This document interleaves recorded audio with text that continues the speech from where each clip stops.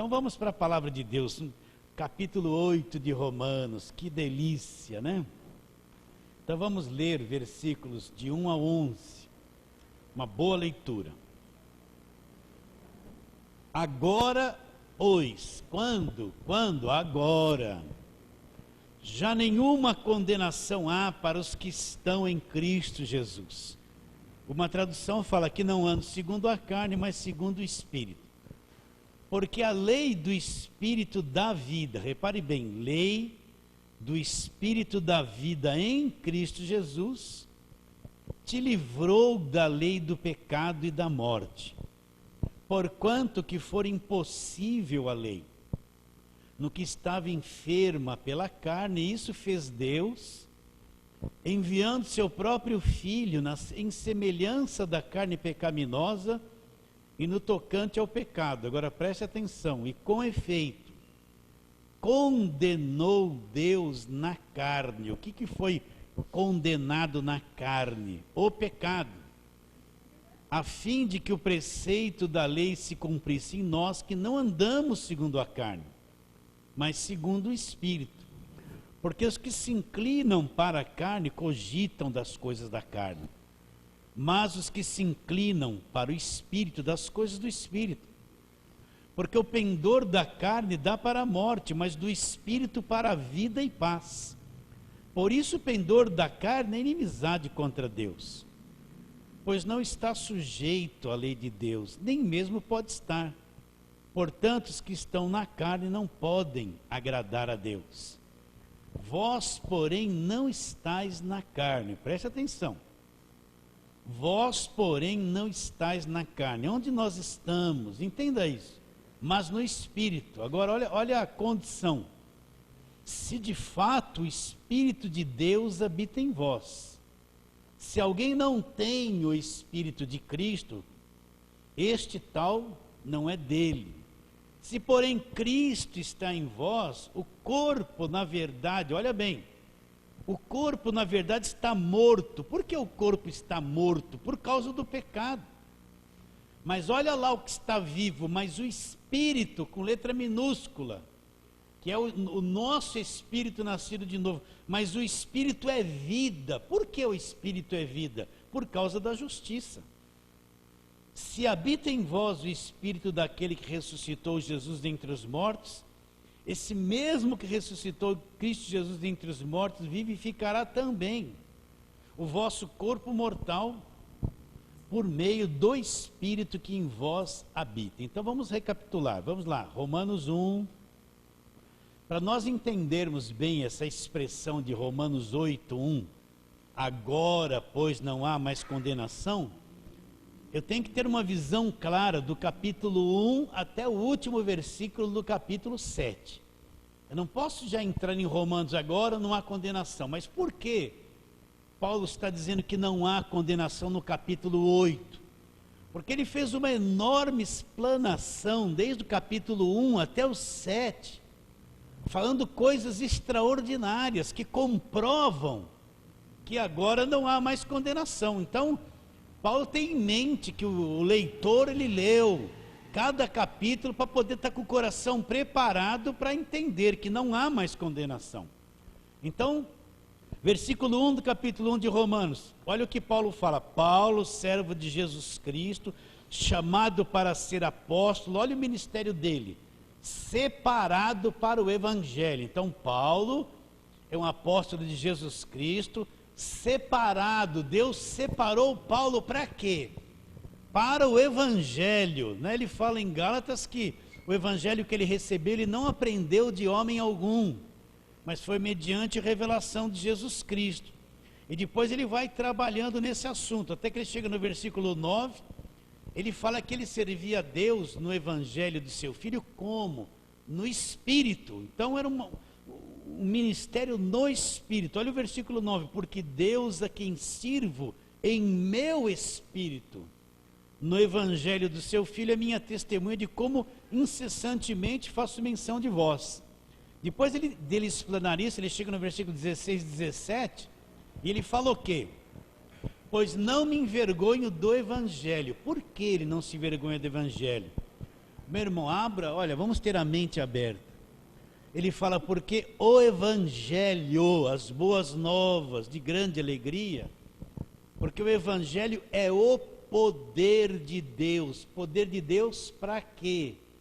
Para a salvação de todo aquele que crê, primeiro do judeu e também do grego. Então, o Evangelho, as boas novas de grande alegria, que eu encontro explanado aqui nessa carta, ele é o poder de Deus. Então, para muito poder de Deus é tremer, gritar, ficar fazendo coisa. Mas Paulo diz que o Evangelho, repare bem, esse que é o poder de Deus para a salvação. Então, para mim entrar em contato com o poder de Deus, eu tenho que entrar em contato com o Evangelho. Para mim conhecer o poder de Deus que me salva, eu tenho que conhecer o Evangelho. Se eu não tiver uma visão clara do Evangelho, eu não tenho uma visão do que é o poder de Deus. O Evangelho é o poder de Deus para quê? Para a salvação de todo aquele que crê. Agora, o que eu vou encontrar no Evangelho? Olha que Paulo fala como isso é esclarecedor e grande. Visto que a justiça de Deus se revela onde? No Evangelho. Então, repare bem, não é a justiça do homem que se revela no Evangelho. É a justiça de Deus. É a justiça de Deus que se revela no Evangelho. Então o Evangelho é o poder de Deus para a salvação. O que eu encontro no Evangelho? A justiça de Deus é encontrada no Evangelho. Depois ele fala, a justiça de Deus se revela no Evangelho de fé em fé, como está escrito, o justo, aquele que recebeu a justiça de Deus, como ele vai viver? Pela fé em quê? No Evangelho, meus irmãos, vocês estão entendendo? Então, viver pela fé não é assim, vou conquistar isso, é uma fé egoísta, que quer coisas para si. O viver pela fé, é viver pela fé naquilo que o Evangelho mostra, ensina. Nós vivemos pela fé no Evangelho. Então, até aí foi só um início, do versículo 18 até o capítulo 3, até o versículo 20 do capítulo 3, o que Paulo vai explicar? Então, não precisa assim ler, só presta atenção. Paulo vai mostrar o estado do pecado do homem, o pecado entrou no mundo, o que o homem se tornou sendo pecador, e vai mostrar o homem estragado, destruído, contaminado, incapacitado de voltar para Deus, de poder estabelecer por si próprio relacionamento com Deus. Então Paulo vai mostrar o homem caído, destruído, estragado.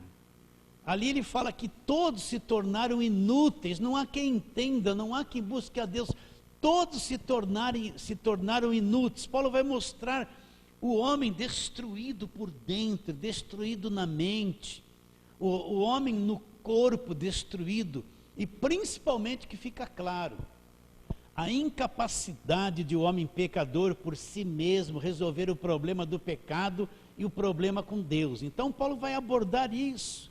Ele vai mostrar a origem do homossexualismo, do lesbianismo. Ele vai mostrar aqui a mente do homem estragada, destruído, o estado mental reprovável. Ele vai mostrar que do homem não parte nada de bom que remove o pecado. Então, Paulo vai explanar isso direitinho, né? Nós já trabalhamos em cima de tudo isso. Ele vai mostrar esse homem caído, a incapacidade do homem, né? A fraqueza do homem, o pecado que domina o homem. Ele vai mostrar a fraqueza da carne, a incapacidade da carne do homem. Ele vai mostrar e nos fazer convicto do que é o homem no pecado. E o que é o pecado? O pecado é um sistema de destruição que entrou no planeta, destruiu o nosso sistema todo, destruiu a raça humana inteira. E por o homem ser assim, ele comete pecados, ele produz os frutos. Então ele deixa claro essa incapacidade do homem, mostra o estado do pecado do homem. E se eu e você não tivermos uma visão do que é o homem no pecado, o que o pecado causou, não tivermos uma visão clara da incapacidade da carne, nós vamos ter dificuldade de entender a graça de Deus. Por quê? Porque a gente vai trazer aquele conceito errado das obras. achar que a carne bem educada, fazendo alguma coisa boa, ela vai conseguir se reatar com Deus por si mesma, ela vai conseguir ser salva por bom comportamento, fazendo coisas boas. A maior parte da mentalidade da igreja hoje é isso. Tem que fazer isso, tem que fazer aquilo, tem que fazer um monte de coisa para você poder ser um pouquinho aceito para Deus. Quem vive debaixo de lei acha que a carne é capaz de produzir alguma coisa boa diante de Deus. Mas aos olhos de Deus, a carne não produz nada de bom, ela está condenada, ela é incapacitada. Então, você precisa entender isso. O que é o homem no estado do pecado? O que é o pecado? A destruição da raça humana. Por que você vê tanto homicídio, tanto suborno, tanta sujeira entre as pessoas, as coisas que acontecem? Porque o homem é pecador, ele vai produzir isso, está na genética dele. Ele é isso, ele é destruído, o caminho dele é a destruição e miséria. Não tem como fugir disso. Olha os conflitos que você mesmo tem em você. Não precisa olhar para ninguém, olha para você mesmo. Você vai ver que você é um problemático. Nós somos defeituosos em tanta coisa. Não entendemos esse mecanismo emocional que nós sentimos, não é? Ficamos feridos com tantas coisas, mas ferimos também com tantas coisas. E principalmente, você vai descobrir que você é incapaz de ser um crente verdadeiro, perfeito, por si mesmo. Já descobriu isso?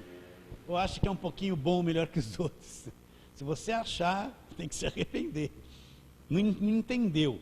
Então, depois de Paulo explicar isso, até o versículo 20 do capítulo 3 de Romanos, agora Paulo vai começar a mostrar a justificação, a justiça de Deus que se revela no Evangelho. A justiça de Deus que se revela no Evangelho, que é o poder de Deus. Então nós explicamos que, para que fosse removido esse pecado, essa culpa, o homem pudesse voltar para Deus, o que teve que ser feito? Cristo assumiu a forma humana, Ele é o Cordeiro de Deus que tira o pecado do mundo, Ele vem como homem na cruz do Calvário. Tudo que entrou por Adão vai ser julgado na pessoa de Jesus Cristo. Então, Cristo vem e quando Ele vai para a cruz, Ele vai dar um jeito nessa coisa chamada pecado que entrou por Adão. E após Ele cumprir isso, o que vai acontecer? Paulo começa a explicar que agora o homem que crê em Jesus Cristo, ele é justificado por aquilo que Cristo fez. Ele vai encontrar a justiça de Deus que se revela no Evangelho. Então, o que é um homem justificado diante de Deus? É uma pessoa a quem Deus declarou justa. É uma pessoa que não está mais debaixo de condenação. É uma pessoa que foi perdoada, reconciliada com Deus. Ela nasceu de novo, se tornou um filho de Deus. Quando Deus olha para ela, não vê mais ela culpada. Por quê? Porque toda a culpa dela caiu em Jesus Cristo na cruz do Calvário. Então, porque a pessoa creu no que Cristo fez, ela vai encontrar a justiça de Deus, que Paulo diz que é encontrada no Evangelho. Então ela vai encontrar a justiça de Deus, quando ela crê em Cristo, se cumpre nela a justiça de Deus. Então, a partir desse momento, ela está sem culpa diante de Deus, ela se tornou aceita por Deus, justificada, não está mais debaixo de condenação. Vocês estão acompanhando isso direitinho? Né? Estamos indo. E depois ele vai utilizar o capítulo 4 inteirinho, para provar que o homem não é justificado por obras. Quem ele vai usar como exemplo? Abraão. Ele vai falar, Abraão fez muita coisa boa, mas Abraão não foi justificado pelas obras que ele fez. Ele foi justificado por aquilo que ele acreditou, antes de ter obras. Então presta atenção, meu irmão. A gente pensa assim, eu vou fazer isso na igreja, vou fazer, então eu estou bem diante de Deus. Se eu não fizer nada, eu estou mal. Não é assim? Não é assim? Você pensa isso, mas não é assim, meu irmão. O você estar bem diante de Deus não é porque você fez alguma coisa. Cristo fez por você e você acreditou. O que permite você entrar direto na presença de Deus não é um monte de coisa que você faz. É o que Cristo fez na cruz por você e você acreditou. Vocês estão entendendo? As obras são uma consequência daquilo que você já é. Está claro isso? Então, quando eu vou à presença de Deus, a maior parte do povo de Deus, ele quer carregar um montão de coisa boa para chegar diante de Deus. Olha aqui, ó, quanta coisa boa. Mas não é isso que me garante a presença de Deus. O que me garante a presença de Deus é o que Cristo fez, e o que eu creio no que Ele fez. Eu entro na presença de Deus baseado no sangue de Jesus, não nas minhas obras. Então, depois de Paulo explanar todo o pecado, ele vai mostrar a justificação, ele vai pegar o pai da fé, e vai mostrar que o próprio Abraão, em quem os judeus se gloriavam e diziam que eles eram filhos de Abraão, vai mostrar o quê? Que o próprio Abraão diante de Deus não foi justificado por obras, ele foi justificado pela fé que ele teve em Deus, depois que vieram as obras. Por que Paulo mostra isso? Para liquidar de vez qualquer conceito errado de que a carne pode produzir alguma coisa boa e ser justificado diante de Deus por obras. Paulo vai aniquilar qualquer intenção da carne de ser justa diante de Deus por obras. Está bem claro isso? Aí depois no capítulo 5 de Romanos, Paulo vai tecendo, ele vai explanando essa justificação pela fé, do versículo 12 do capítulo 5 até o finalzinho, versículo 21, Paulo vai fazer um paralelo. O que aconteceu com Adão, o que aconteceu com Cristo. Em Adão todos morrem, em Cristo todos são vivificados. Em Adão todos se tornam pecadores, em Cristo todos são perdoados. A morte vem por Adão, a vida vem por Cristo. Ele vai mostrar tudo que entrou por Adão, por Cristo veio uma saída de toda essa situação. Chegamos no capítulo 6, então Paulo vai dizer que nós morremos para o pecado, vai mostrar que o nosso velho homem, quando Cristo está na cruz, toda a raça humana está sendo julgada e condenada nele na cruz.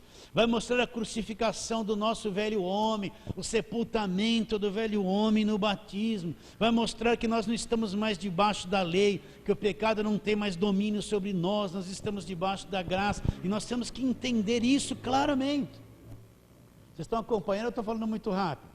Só estou recapitulando o que nós falamos desde o começo do ano. Então ele vai trabalhando nesse assunto, né? Aí chega do versículo 15 de Romanos 6 para frente, ele vai mostrar o seguinte: eu posso obedecer o pecado e me tornar escravo do pecado, se eu oferecer os meus membros para Deus e me submeter ao pecado. Mas eu posso também não mais me submeter ao pecado, eu sou livre do pecado, Cristo já me libertou. Então ele fala assim: a quem você se oferece como servo, você vai ser dominado por ele. Então ele nos orienta a usar o nosso corpo para servir a Deus, a justiça de Deus, e não voltar para trás para sermos escravos do pecado. Está claro isso? Aí ele entra no começo do capítulo 7, o que Paulo vai explicar?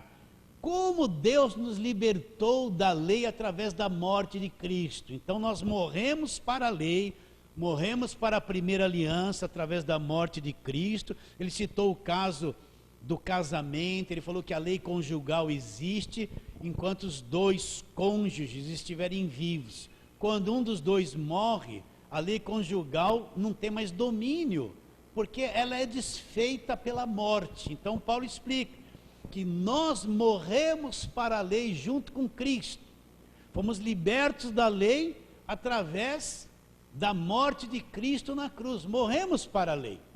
Está claro isso? E do versículo 7 em diante, o Paulo vai começar a explicar o quê? Que a lei é boa. Eu sou errado, não tenho como cumprir a lei. A lei ficou enferma por causa do meu pecado. E depois no capítulo 7 ele vai mostrar nossas duas naturezas. Nós estamos presos numa carne que pende para o mal, nós vivemos num conflito diário. Mas dentro de nós nascemos um novo homem, explicamos, o homem interior, o homem exterior. Por isso que quem não nascer de novo não vê o reino de Deus. Nós temos uma natureza interior no nosso espírito, somos filhos de Deus, mas estamos presos numa carne contrária às coisas de Deus. Então Paulo está lá: o bem que eu quero fazer, eu não faço, mas o mal que eu não quero fazer, acabo fazendo. E ele explica: miserável, desventurado homem que sou. Ele fala: com o meu homem interior eu tenho prazer na lei de Deus, mas na minha carne uma lei que, guerreando contra a lei do meu entendimento, me faz prisioneiro da lei do pecado. Depois que ele explanou tudo isso, que você já entendeu ou não? Quer fazer alguma pergunta sobre isso? Não? Corri muito. Se você é novinho e não está entendendo nada, está boiando, eu sei que está, mas é assim mesmo.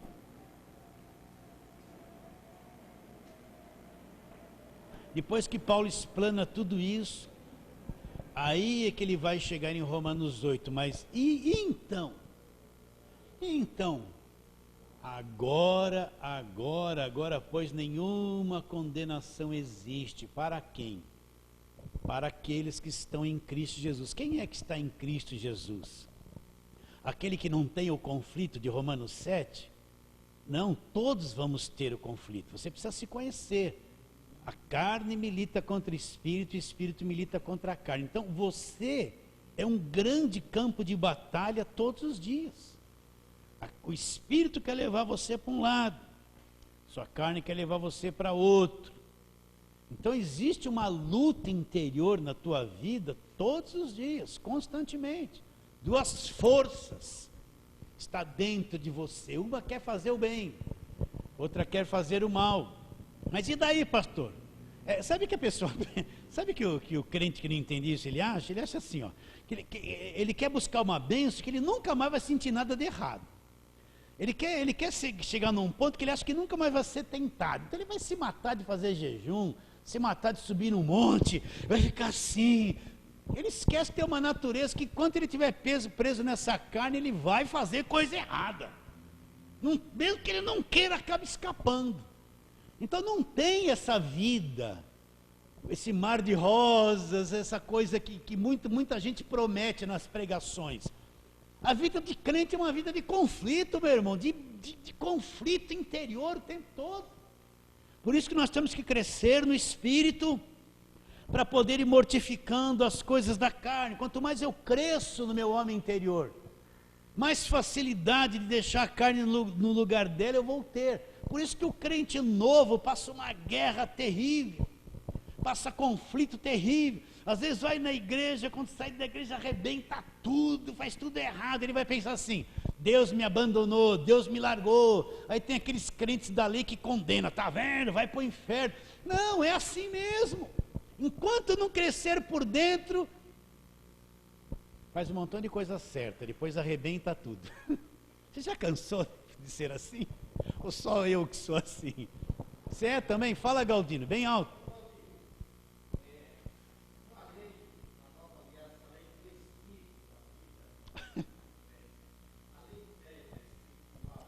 Não, Galdino, sexta-feira passada eu te expliquei. Essa lei do Espírito da vida não tem nada a ver com a lei de Moisés. Esquece a lei de Moisés agora aqui. Não, olha, a lei velha é alguém apontando e acusando o tempo todo. Veja bem, ele está lá: não cobiçarás a mulher do próximo. Aponta um homem que não cobiça a mulher do próximo. Não precisa ser lá fora, aqui dentro da igreja. Não tem um. Não tem um. Aponta uma mulher que não deu uma olhadinha para o marido da próxima. Não tem uma. Ou tem? Se tivesse, já estava na glória. Vocês estão entendendo? A lei continua apontando o pecado e mostrando que nós não temos condições de cumpri-la. A lei condena, é o ministério da condenação. Agora, o que Deus faz? Através da morte de Cristo, Ele nos tira dessa situação. A lei não deixa de existir, a lei não é invalidada, mas eu morri para esse sistema e estou numa nova aliança. Mas a lei continua apontando o pecado: roubar, mentir, fazer ídolos, adulterar, cobiçar, ser violento. A lei continua apontando o tempo todo, ela está aí apontando o pecado o tempo todo e condenando. Então nenhum homem era capaz de cumprir a lei de Moisés, e não é capaz, porque a carne é contrária à lei. Nós vamos ler aqui: a lei estava enferma pela carne. Por quê? Porque a carne é que nem um peixe tentar viver fora d'água, ele tem uma natureza para viver na água. Não tem nada a ver com esse mundo externo. Então a lei, a nossa natureza é contrária à lei. A lei põe o nosso pecado para fora, mas a minha natureza cumpre tudo o pecado que a lei condena. Então a lei está o tempo todo assim, ó. É um dedão me apontando. Ela não deixa de existir. Agora Deus me tira dessa situação pela morte de Cristo. Entendeu? Ele não invalidou a lei, porém ele me tirou da condenação dela através da morte de Cristo e me absolveu. Tá bem claro isso, Galdino? Galdino, você anda conversando muito sobre a lei, sobre o povo de Israel, por isso você faz essa pergunta toda sexta-feira. Para brincar. Essa lei do espírito da vida que nós vamos ver aqui, não é lei, esquece a lei de Moisés, é que nem lei de gravidade, largou, caiu. Então entrou em nós o espírito da vida, uma outra lei da vida foi posta em nós, a lei da vida. Então não é a lei de Moisés.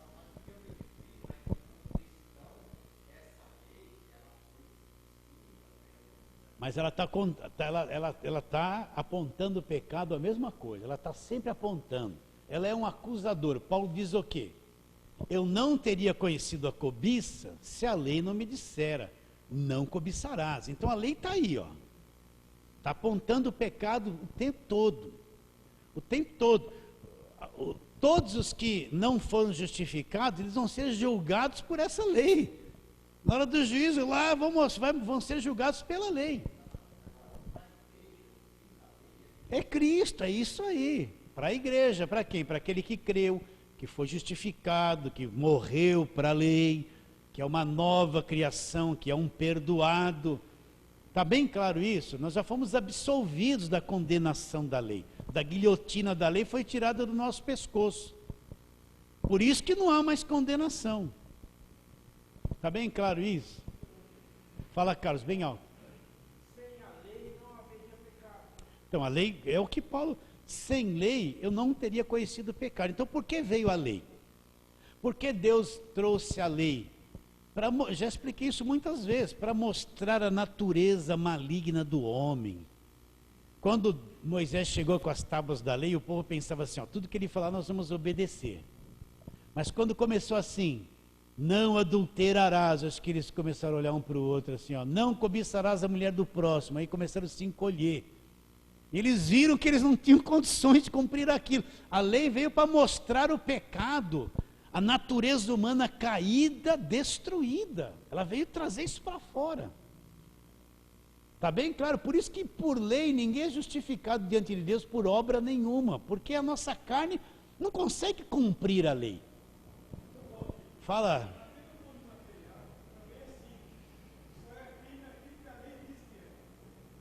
É o que a lei diz que é verdade.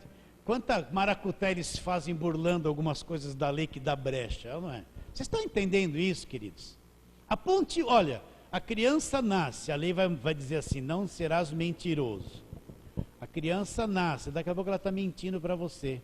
Você ensinou ela a mentir? Não, por que ela mente? Porque está na natureza dela. Então a lei está mostrando, olha que desgraça, vocês estão vendo o que é o pecado? Sejam perfeitos, não vai ser, condeno todo mundo. Por isso que a igreja de legalismo, que proíbe, não pode, tem que ser santo, perfeito, para você ser bom diante de Deus, manter a tua salvação, é o povo debaixo de lei. Então, eles estão cegos, eles estão achando que a carne consegue alguma coisa, e não consegue.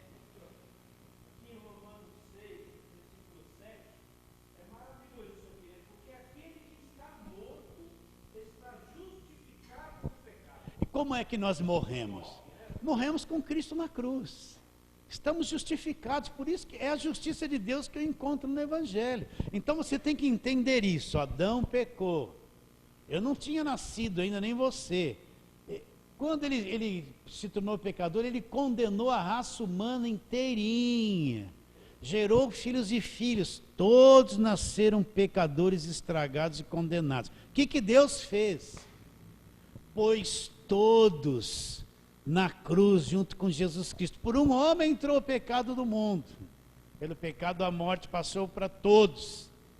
Em Cristo, um outro homem, todos foram condenados na cruz do Calvário. E essa condenação, a morte de Cristo na cruz, ela extrapola o tempo. Porque é útil até para quem vai nascer daqui 10 anos, meus irmãos. Não é uma coisa só para o passado. Foi incluído ali toda a existência da raça humana. Assim como toda a raça humana estava incluída em Adão e foi condenada, Deus jogou a raça humana inteira. Até nós estamos vivendo nesse nosso tempo. Daqui 10 anos vai nascer alguém. Essa pessoa também foi incluída na morte de Cristo. Quando ela cresce e cumpre isso na cruz do Calvário. É por toda a existência da raça humana. Está claro isso? Eu não vou conseguir fugir. Já falei isso 1000 vezes. Fala, Nilson. Cumpriu. E foi o último sacrifício da lei. Por quê? Porque todos aqueles sacrifícios, eles eram sombra, eles não podiam resolver o problema da lei. Mas quando Cristo vem, Ele é o Cordeiro verdadeiro, que é o último sacrifício da lei. Então, o sacrifício dele foi tão perfeito, que cumpriu toda a justiça da lei. Acabou o problema. Tá bem claro isso? Então, se eu pegar você, levar você para o passado, para o Velho Testamento, e ficar pondo esse jugo da lei em cima da tua cabeça, levando a igreja a isso, eu estou saindo do Evangelho e voltando para o cativeiro. O que você mais ouve? Pregação do Velho Testamento. Fala a verdade. Você não mais ouve isso? É rádio e televisão. Porque o povo está preso ali, não consegue entender a grandeza da nova aliança. É ou não é? Você já entendeu isso? Já? Só Deus, né? Então, depois que ele chega no capítulo 7 e fala dessa luta toda, então ele entra no 8 dizendo, agora para quem agora?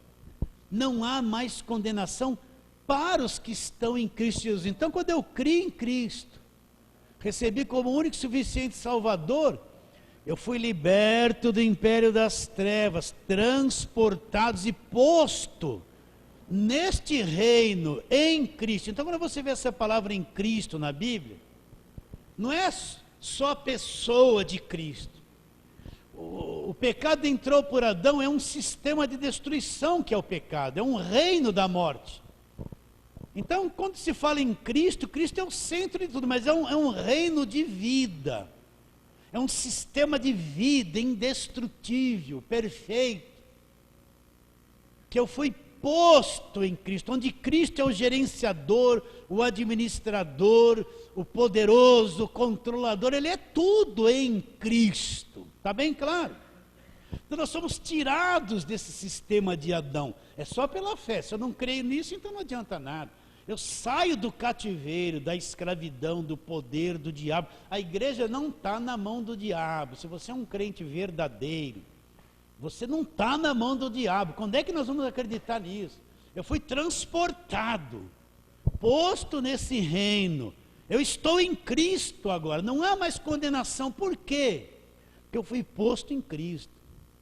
Está bem claro? Aí em Cristo não entra mais essas coisas. Estou guardado pelo poder de Deus. Agora é só por revelação que eu entendo isso. Você pode estar olhando para mim e não entendendo nada, com vontade de ir embora agora. Pensando nos seus problemas. Não faça isso. Não faça isso. Então agora, não há mais condenação para quem?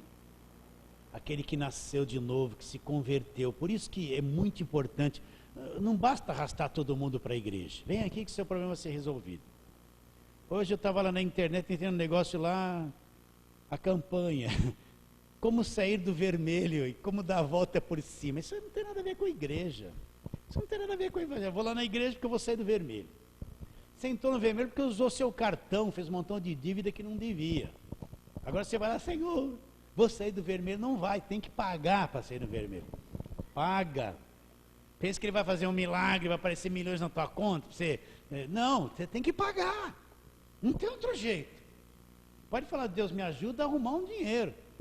Mas você que entrou no vermelho, isso não tem nada a ver com o evangelho. Está bem claro isso? Não tem nada a ver com o evangelho. Eu vou num culto para sair do vermelho, isso é uma desgraça. Isso não é evangelho.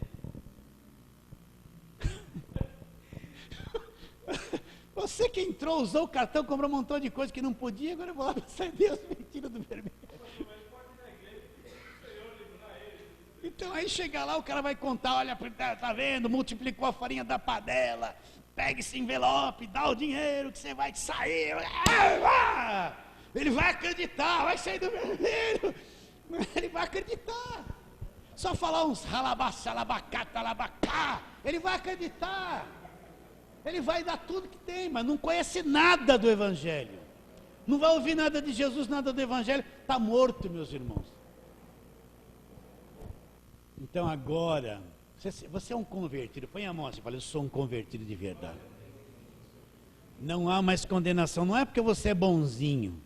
Não é porque você fez jejum. Não é porque você mudou de roupa. Não é porque você canta. Não. Não é nada disso. É porque você se converteu, nasceu de novo. É uma nova criatura.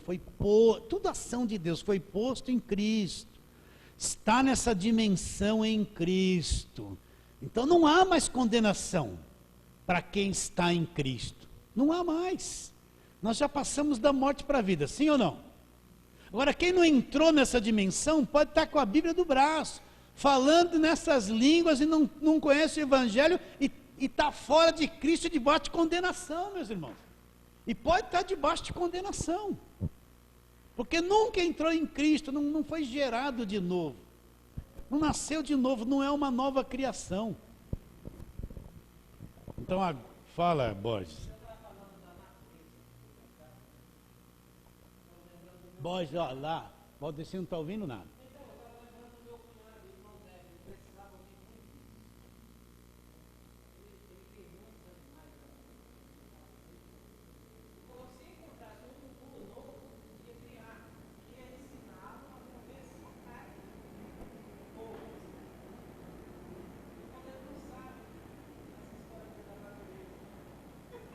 A natureza é terrível, irmãos. Olha, então, ele está falando da natureza. Nós que estamos nessa natureza aqui, nós vivemos assim, nós achamos que isso é um pouco normal. Mas quando Deus olha, Deus fala assim, não há um justo sequer, não há quem entenda. É uma coisa repugnante aos olhos de Deus, é um mau cheiro muito grande, que é o nível de vida que Deus tem para nós, o nível de corpo que nós vamos ter, a dimensão de Deus é uma coisa muito superior, muito além da nossa imaginação. Então nós que vivemos assim, preso a isso, ainda não se tornou tão repugnante essa natureza da carne. Mas quanto mais eu vou enxergando a natureza da carne, e ela vai sendo repugnante para mim, mais eu vou entendendo a salvação e a graça de Deus. Vai ser difícil entender e confiar plenamente na obra da cruz e no sangue, e ter clareza sobre a justificação, se eu não tiver uma visão da natureza humana, que é uma coisa depravada, caída, estragada. Não tem jeito, meus irmãos. Eu queria que Deus abrisse o seu entendimento para você ver a carne como Deus vê por um segundo. Acho que se você ia cair chorando, desesperado aí no chão, na hora. Porque é repugnante, é muito repugnante a carne. É o resultado do pecado, é o corpo da carne, é uma natureza programada para o mal, programada para fazer tudo ao contrário. É uma desgraça essa nossa natureza.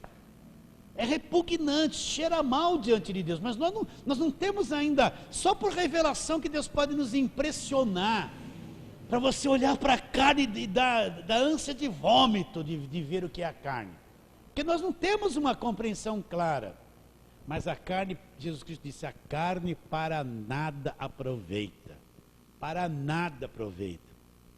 Agora a carne pode fingir de ser crente, cantar no coral, ser pastor. Pode ser missionário. A carne pode falar em línguas. Ela pode ser religiosa, ela pode até ser apóstolo. Pode, por que não? Mas se não nasceu de novo, não vê o reino, meus irmãos, não entra no reino. Você já nasceu de novo? Eu estou te pondo em dúvida, hein? Fala, cara.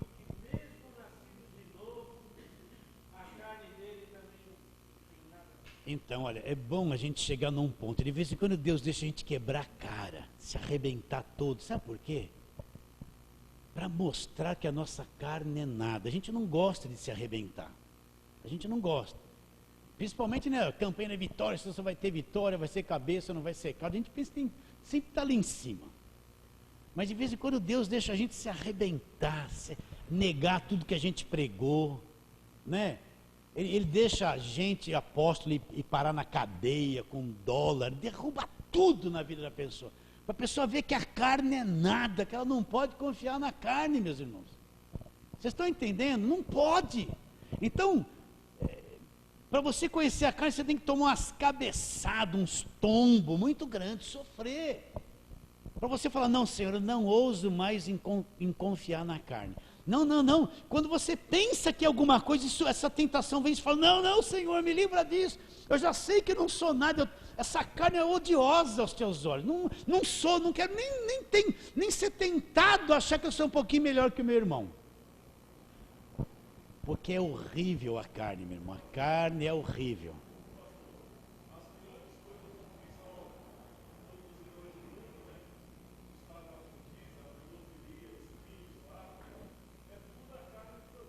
É a carne. Coitado do diabo, a carne é pior que ele. A carne dá de 10 nele. Não está escrito que prostituição é um demônio, mas todo mundo fala que prostituição é um demônio. Mas o que a Bíblia diz? A obra da carne é prostituição, é a carne em ação. Não adianta falar que a vontade de se prostituir é um demônio que está te tentando, não é. É a carne que ela é assim.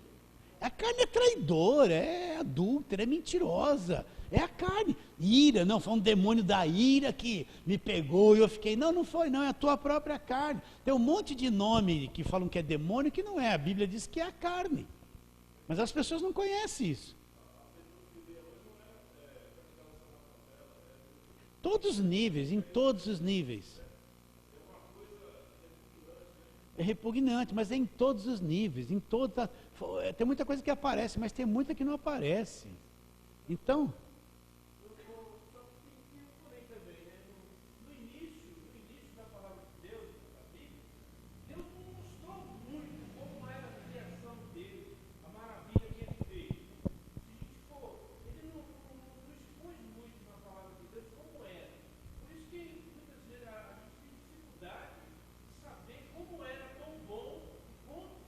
sim, durou pouco tempo, né? Logo no capítulo 3, tudo já foi. Então Adão experimentou uma vida sem pecado, mas nós não sabemos o que é isso, nós já nascemos assim. Então o livre-arbítrio de Adão antes do pecado era uma coisa, mas o nosso livre-arbítrio hoje, depois do pecado, não se compara à liberdade que Adão tinha. É uma coisa muito caída, muito, nós somos escravos do pecado. É uma coisa muito pequenininha o livre-arbítrio depois do pecado, porque o homem se tornou escravo, dominado pelo pecado. Então, uma coisa bem diferente do livre-arbítrio que Adão tinha. A gente tem que, não pode igualar lá ao que Adão teve um livre-arbítrio que ele não era pecador, ele ia dominar a terra, mas depois que pecou, passou a ser escravo do pecado. Que escravo que tem livre-arbítrio? Então a gente tem que ver que o livre-arbítrio nosso hoje é uma coisa bem reduzida, comparando-se com aquilo que Adão tinha. Mas não consegui sair do versículo 1. Então você entende? Nós somos incapazes de fazer coisas para ser salvo, por isso que Cristo nos salvou. Deus nos pôs em Cristo. O pecado foi condenado, julgado, nós somos incluídos na morte dele. O escrito da dívida foi desfeito na cruz. Então, para aquele que crê em Cristo agora, pois nenhuma condenação. Então nós, irmãos, não vamos ser condenados nunca mais. Nós já passamos da morte para a vida, mesmo tendo esse conflito da carne e espírito, mesmo com as tentações que todos os dias nós temos, com as fraquezas que nós temos, um tem de um jeito, outro de outro. Deus sabe disso. Agora eu preciso saber que eu sou assim. A pessoa fala assim: não, eu não vou me batizar porque eu estou cheio de defeito. Mas batismo é para quem é defeituoso, é pecador. A pessoa primeiro quer ser perfeita para depois se batizar. Nunca vai se batizar. Batismo é para quem é arrasado mesmo, errado, que se arrepende. Vocês estão entendendo isso? É um conceito errado que as pessoas têm. Fala, Cassius. Então, o que é jaz? Vai no cemitério antigo, está lá. Aparece lá a foto da pessoa sorrindo, uma estrelinha nasceu e a cruzinha morreu. E está lá, aqui jaz, está sepultado, né?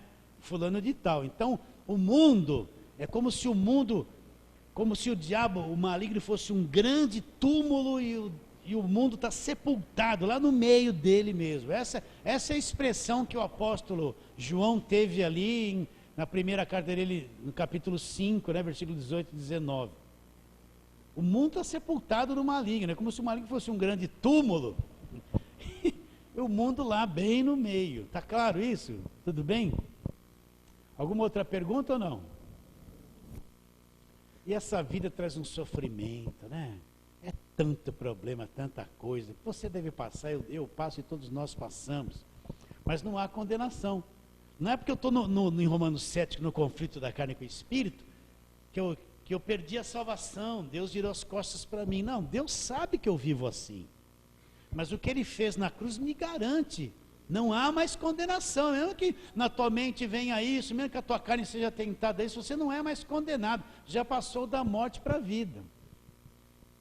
Versículo 2, olha lá. Porque a lei do Espírito da vida, o que a lei do Espírito da vida fez? Me livrou, te livrou do que? Da lei do pecado e da morte. Então, quando eu nasci de novo, o Espírito Santo veio morar dentro de mim. Ele trouxe a lei do Espírito da vida para dentro de mim. E ela me livrou dessa lei do pecado e da morte. Então eu já tenho a vida eterna, o crente já tem a vida eterna dentro dele agora.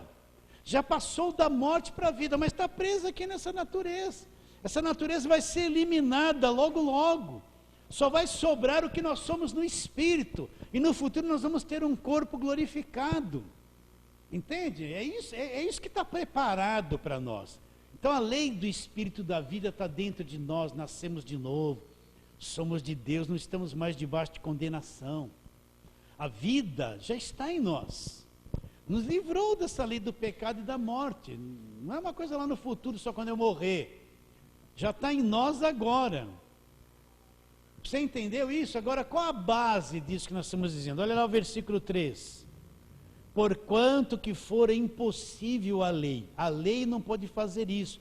Para a lei foi impossível mudar a carne e fazer o homem nascer de novo. Então o que Deus fez? No que estava enferma pela carne, isso fez Deus, enviando seu próprio Filho em semelhança de carne pecaminosa, no tocante ao pecado. O que Deus fez com o pecado?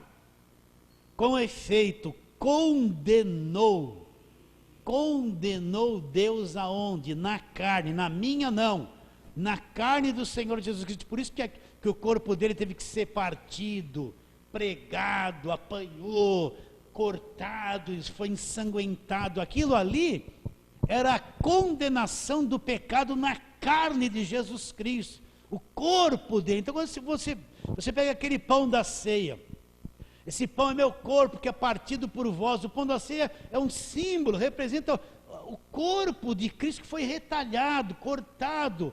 O pecado foi condenado ali na carne dele. A carne teve que pagar o preço ali. Foi a carne do Senhor Jesus Cristo na cruz do Calvário, o corpo dele. Entende isso ou não? Sim ou não? Sim, entende? Então, fique satisfeito. Então, a lei, vou ler de novo, olha, vou ler devagarinho o versículo 3 de novo.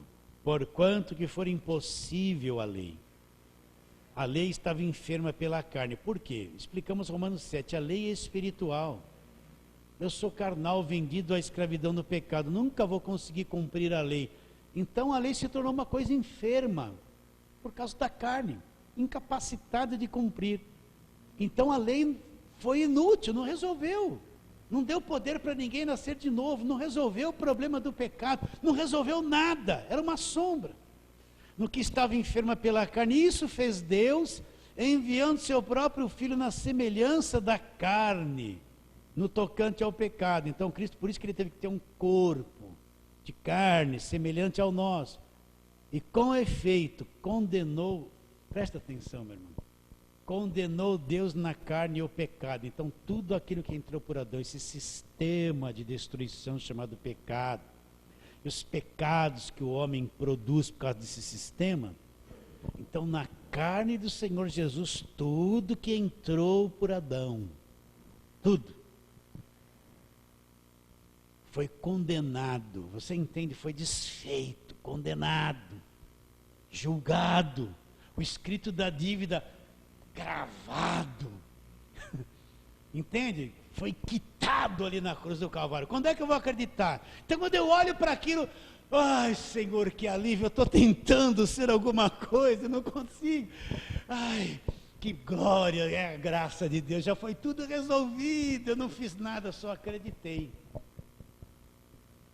Então a minha confiança está no que Ele fez na cruz, não está no que eu faço, meus irmãos.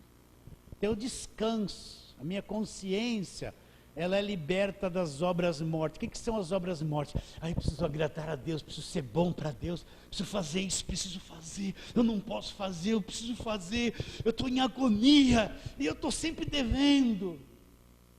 Quando eu olho para a cruz e entendo o sacrifício, oh glória a Deus, saí da agonia, Cristo fez e eu aceito, está feito, o escrito da dívida quitado, o pecado condenado, meu débito pago, a minha carne quer se revoltar, mas obrigado, está feito.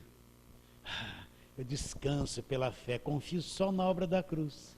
Quem não entendeu isso, faça 40 dias de jejum, vou subir no monte, ficar lá a noite toda gritando, vou fazer sacrifício, dar todo o meu dinheiro, eu vou fazer isso, eu vou me penalizar, entra no asceticismo, judiar de si mesmo, se penalizar, porque ele não confia no que Cristo fez, ele confia nessas obras mortas. Isso é obra morta. Você pode cortar o teu corpo, ficar ensanguentado e não vai se equiparar ao que Cristo fez.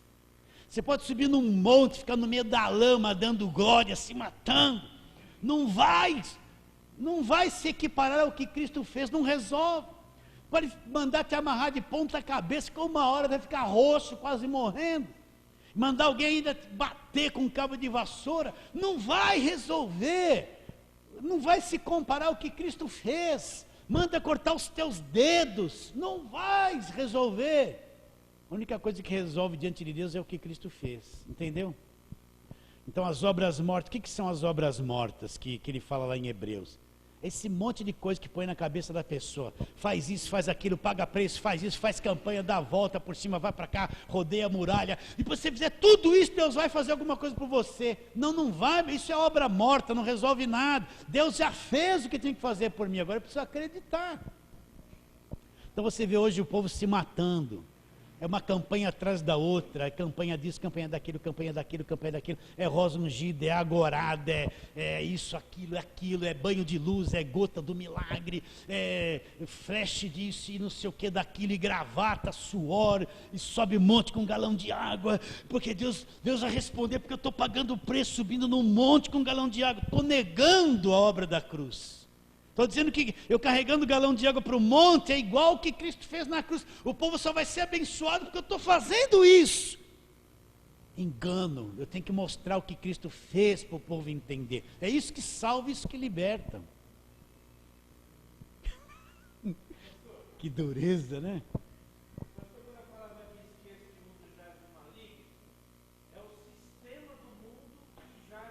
Está corrompido.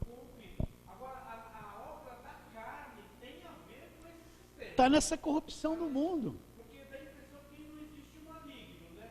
Mas o maligno está nesse sistema. Está nesse sistema. O corpo do diabo é a carne. Vê o que os governantes, vê o mundo como está. É a carne em ação. Aí está o sistema do diabo. A obra da nossa carne tem a ver com esse sistema. Tem a ver com esse sistema. A carne faz parte desse sistema que entrou por Adão. Então não adianta, a pessoa pode ser educada, ela pode fazer faculdade, tem que fazer tudo isso. ela pode fazer muita coisa boa, ser um doutor, um advogado, um juiz, pode ser o presidente, mas a natureza é a mesma. A natureza é a mesma, só que tem uma educação, tem um conhecimento a mais, mas a natureza é a mesma coisa, está condenada, não tem jeito, faz parte do sistema. Você não vê os nossos governantes roubando tudo, você não vê suborno para todo lado, você não vê corrupção para todo lado, um mundo encrencado, é a carne, meus irmãos, é esse sistema. Você pode educar uma pessoa, fazer tudo, ela está na mesma coisa. A carne produz isso, então não tem melhora para o mundo. Não pensa, pode mudar a lei, tudo é tudo muito bom, mas não pense que vai melhorar, daqui para frente só vai piorar, porque é o tempo do fim.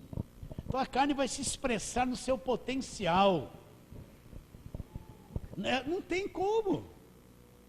Mas para nós que somos igreja, nós estamos em Cristo, guardados, salvos, e luta contra a sua carne. Fala, Senhor, eu não quero obedecer à minha carne.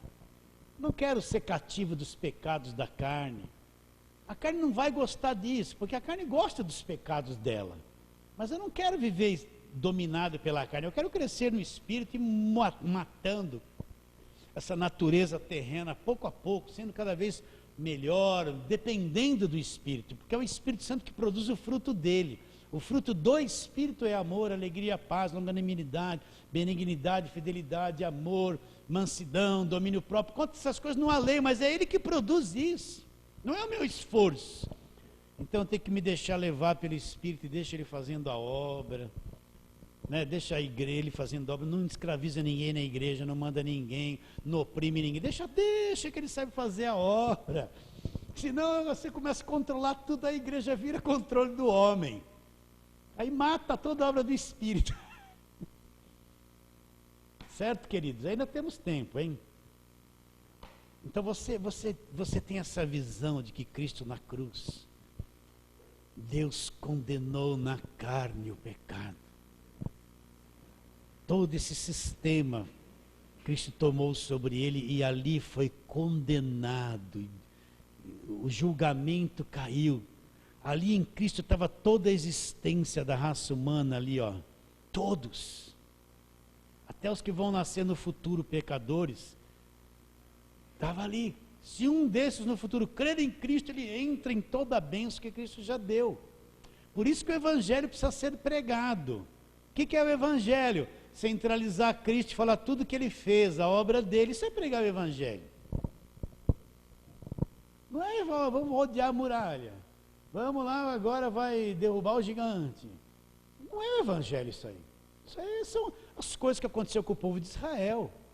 Mas pregou o Evangelho, quando começa o Evangelho, quando começa a nova aliança, com a morte de Cristo na cruz. Mateus, Marcos, Lucas e João, está lá no Novo Testamento, mas não é o Evangelho, é o seu lado histórico.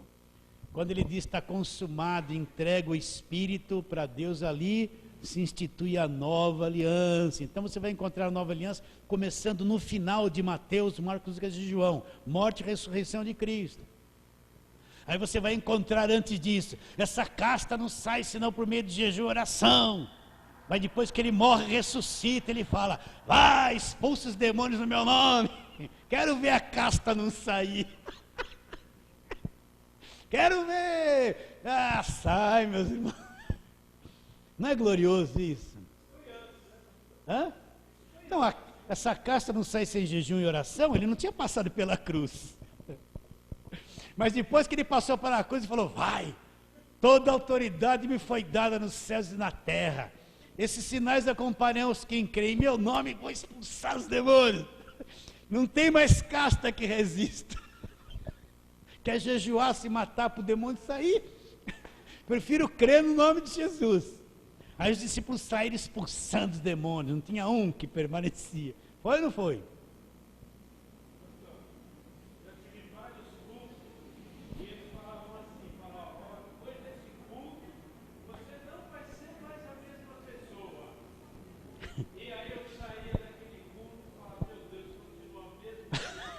Olha, quantos aqui já tiveram no culto?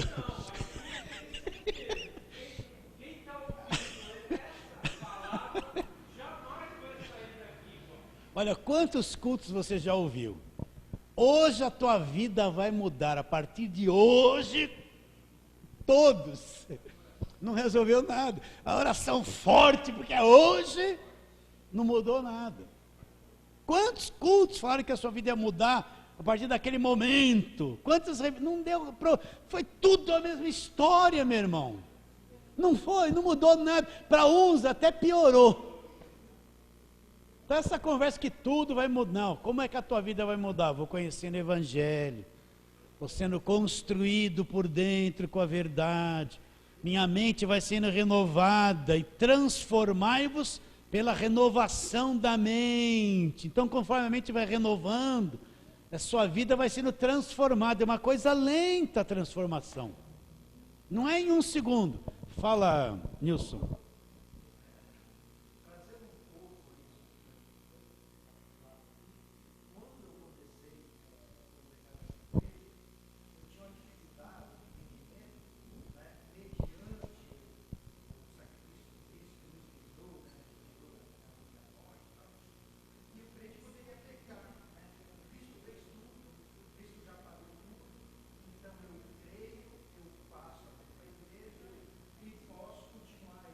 Pecando à vontade, fazendo tudo errado, certo? Então, aí é que está, olha, vamos usar um versículo aqui, 1 de João. Então é isso que todo mundo faz, mas agora que eu sou salvo, então vou pecar à vontade, né? Não, não vai não, você tem uma nova natureza. Você tem uma nova natureza, olha lá, ó, capítulo 5 da primeira carta de João.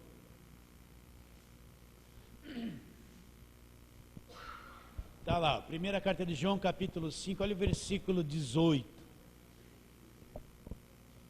Ele diz assim, ó: sabemos que todo aquele que é nascido de Deus, quem é o nascido de Deus? Que nasceu de novo é uma nova criatura, é o justificado, o que está em Cristo. Tem uma tradução que diz que está, não peca, essa tradução está errada. Não vive em pecado. Então todo aquele que é nascido de Deus, não está dizendo que não vai pecar, está sujeito a pecar, mas não vai mais viver em pecado. O que você fazia antes de ser crente? Não fazia tudo errado, você precisava roubar, adulterar, mentir, encher a cara. Você não é mais o mesmo, não dá mais para viver aquela vida passada, você é uma nova pessoa. Todo aquele que é nascido de Deus tem uma nova natureza que impele ele para aquilo que é certo. Então ele não vive em pecado. Aquele que nasceu de Deus, Deus o guarda, e o maligno não lhe toca. Aí vem, sabemos que somos de Deus e que o mundo inteiro jaz do maligno. Abre lá em Colossenses 3. Então, essa conversa que agora que eu estou salvo, posso pecar à vontade, nós não temos mais prazer no pecado. Depois que você descobre essa natureza maligna, é uma coisa odiosa, é odiosa, você vive nesse conflito. A tua carne quer pecar, mas é odioso. Olha lá o que ele fala no capítulo 3, versículo 5, 3 de Colossenses 3, 5, olha lá. Fazei, pois, morrer a vossa natureza terrena. Então, olha o grande combate está aqui, ó. Fazei, pois, morrer a vossa natureza terrena. Quem que tem que fazer morrer a natureza terrena? Sou eu. Nasci de novo, sou de Deus, adoro a Deus. Descobri essa carne maligna.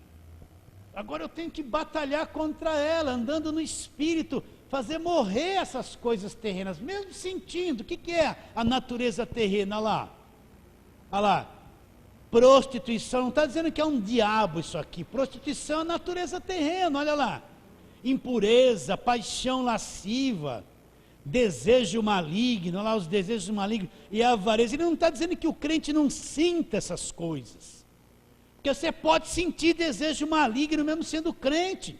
Você pode sentir uma tendência à prostituição mesmo sendo crente. Agora a questão é a seguinte: eu vou lutar contra isso, eu sou de Deus agora, não vou me entregar. Pecado não vai mais ter domínio sobre mim.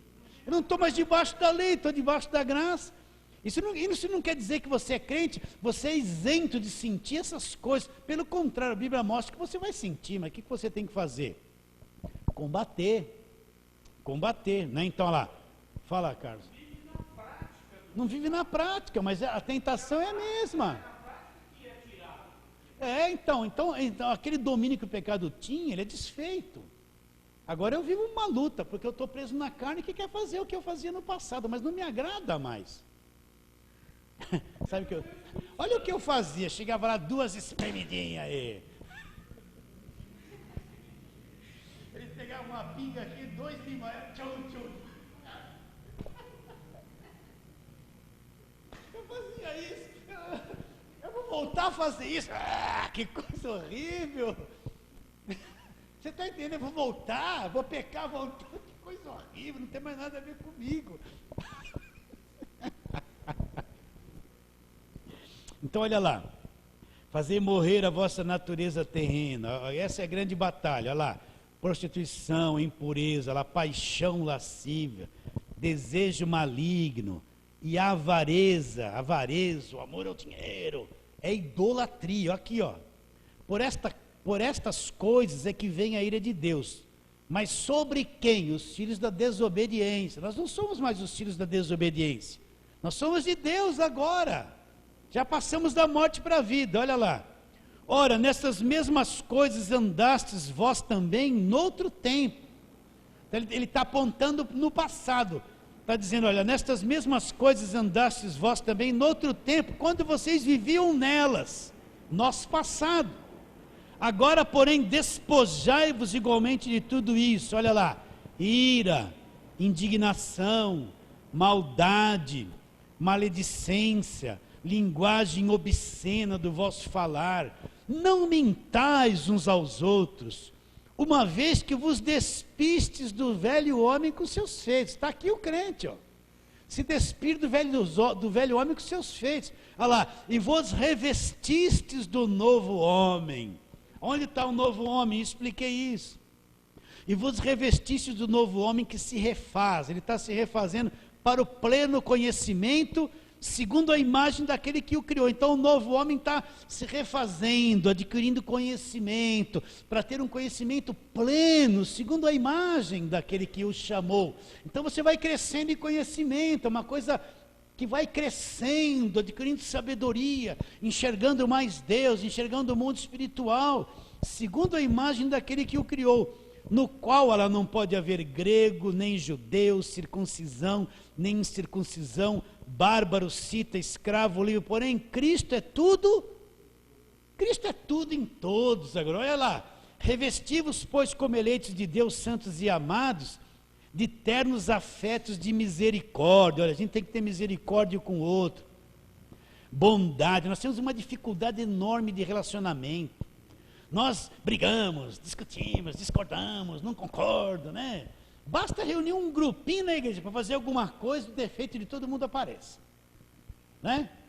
Já, pior que a gente só vê o defeito do outro. Então, é assim que a gente tem que ser, suportar, ser misericordioso. Olha lá, suportai-vos uns aos outros, versículo 13.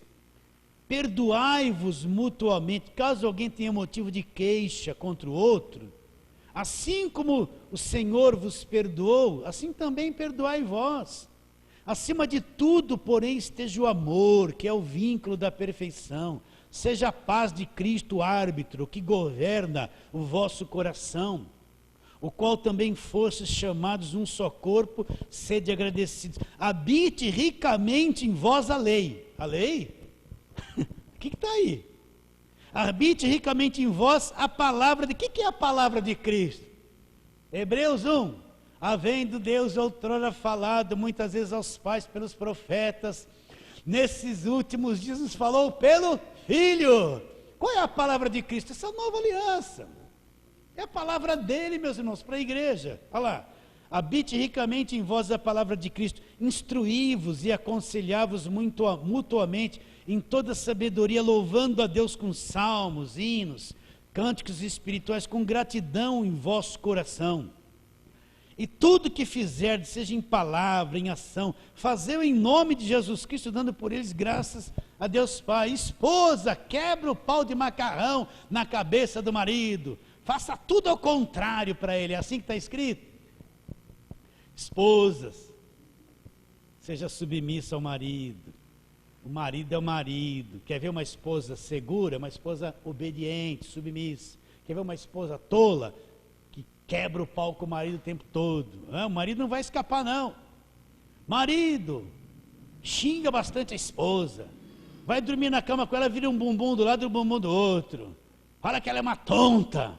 É isso que está escrito? Marido, amai vossa esposa. Como?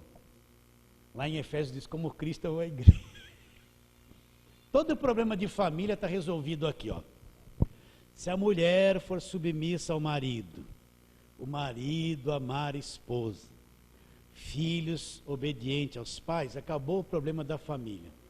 Não precisa fazer curso de casais, não precisa ir para o meio do mato, ficar lá uma semana, dando florzinho, ungindo aliança, não precisa nada disso. Só obedecer isso aqui já resolve o problema. Filho submisso, obediente, glória a Deus. O marido chega em casa, uma esposa submissa, em contrapartida ele ama a esposa, glória a Deus. Tudo, né? Vai lá, faz isso, faz aquilo, dá um perfuminho, mas não muda a natureza, não adianta. Vai lá, ia no curso de casal, vai lá, agora unge aliança, agora dá um beijinho, agora tira aliança, agora põe de novo, casa de novo. Mas que casar de novo? Aquela mela, você volta, é tudo a mesma coisa. A mulher está lá contra você, você está querendo meter a mão na cara dela. Os filhos estão, umas víboras contra você, tudo encrencado. Vai lá no retiro, fica um ano lá, volta, é tudo a mesma coisa. Só pelo Espírito, meu irmão.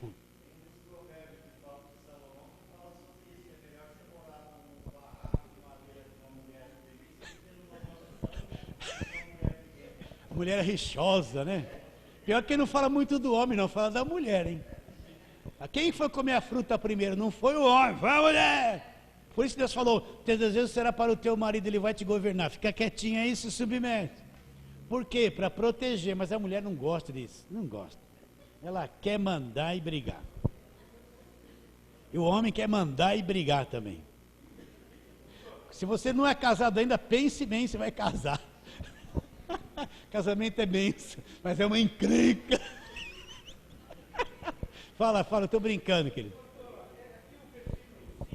Versículo 5 do 3.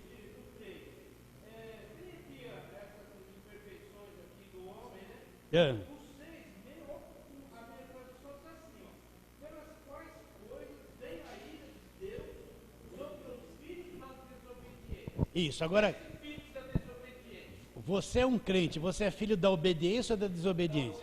Então, vem a saída sobre quem está perdido e praticando tudo isso. Não, crente, nós somos filhos da obediência, porque cremos em Cristo, queremos fazer a vontade de Deus, mas incapacitados de ser perfeitos pela carne. Não nos interessa mais desobedecer, a gente não consegue ser. Certo, queridos? Nossa, já estamos... Tudo bem? Estamos indo? Está tudo gravado isso, ó, você corta um monte de coisa aí, volta.